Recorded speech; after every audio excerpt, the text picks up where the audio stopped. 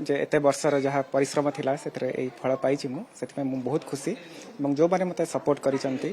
भगवान हुंतु मो परिवार वर्ग हुंतु मो सांग माने मो टीचर माने समस्त को मु धन्यवाद करिया चाहिए। थरे कि दुई थर नुहे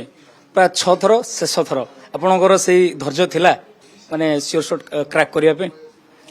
देखंतु मते इच्छा तो बहुत थिला एवं सही जो इच्छा थिला मोर ता जोगु ही मु एते वर्ष एही प्रिपरेशन सहित जोड़ी ही पारिछि एवं सेथि पई मु कहिबि जे एही 6 अटेम्प्ट जाय मु रही पारथि एवं प्रिपेयर करि पारथिली। किंती जर्नी थिला किंती केते टॉप थिला देखंतु एहा तो इंडिया रो मोस्ट कॉम्पिटिटिव एग्जाम सेथि पई बहुत टफ जर्नी थिला। प्रथम जो 3टा अटेम्प्ट थिला मु फुल टाइम प्रिपेयर करिथिली एवं सेथरे मोर सिलेक्शन हेइ नथिला सेथि पई मु तापरे नाबार्ड जॉइन करथिली as an assistant manager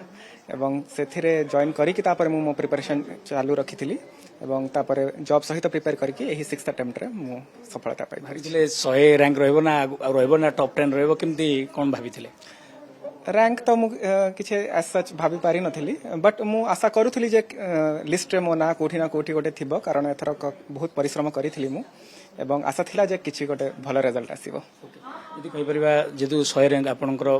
IPS रहबे कोन आपनकर प्राथमिकता रहबो किंती काम करिवे जे कि आशा तो अच्छी जे आईपीएस मते मिलिबो एवं मोर एहा आशा रहइबो जे मु पुलिस रे as a people friendly force मु ताकू